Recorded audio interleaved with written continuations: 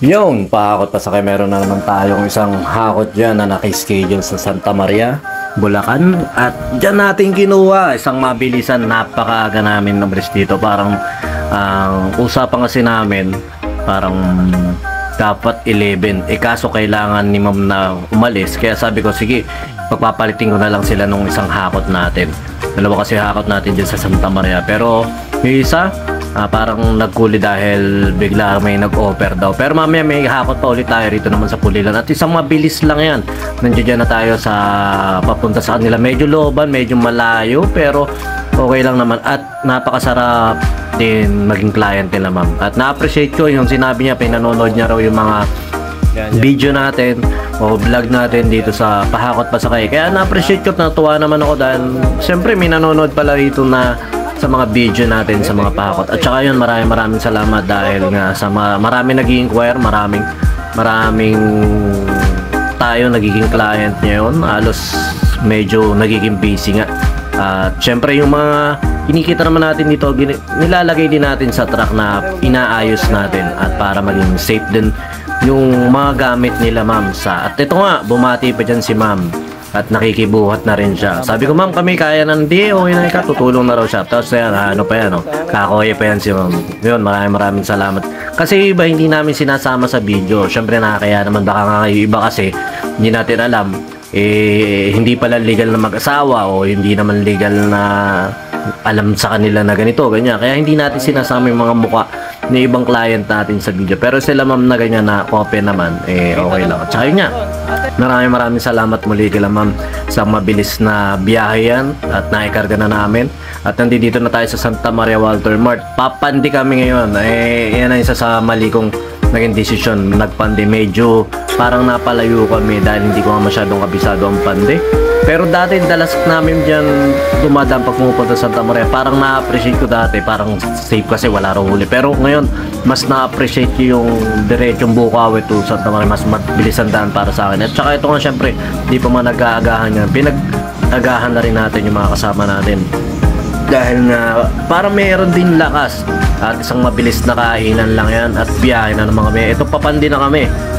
Nung nasa pandi namin, medyo ayan, nakita nyo naman parang sira-sira ng kotidam, pero okay naman, safe naman dyan at tuloy-tuloy lang yung biyahe natin. At saka syempre habang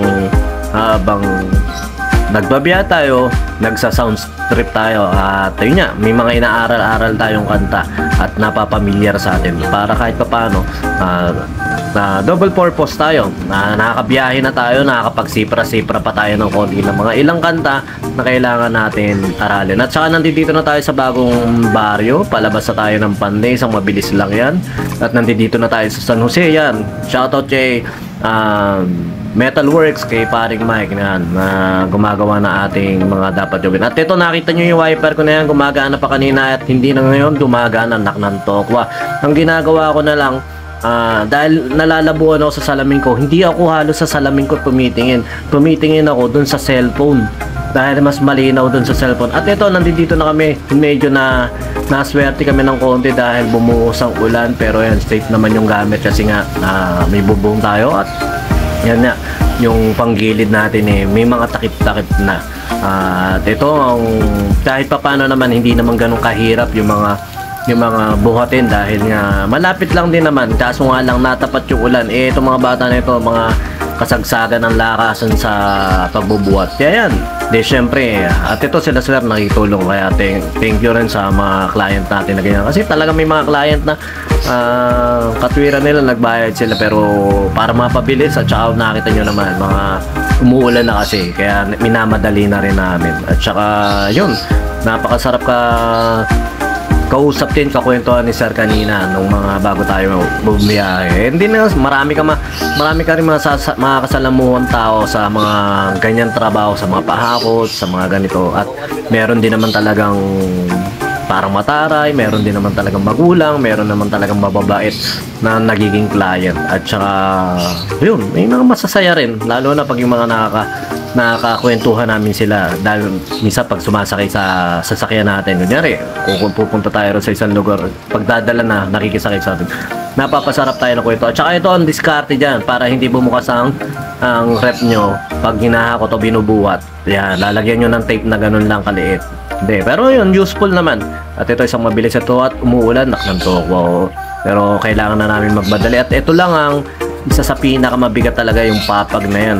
3/4 yung nakalagay, anak ng toko. Mukhang nakapamatindihan labanan yung gumagamit yan. At saka ito sila bossing nyo, maraming salamat muli kila ate. At alam ko mapapanood mo itong video nito. Maraming salamat sa inyo. God bless sa inyo family. At saka syempre, enjoy nyo yung bagong bahay nyo na bagong lilipatan nyo. Napakaganda nyan at malapit sa lahat, malapit sa Kabayanan. Ayun lang, maraming salamat.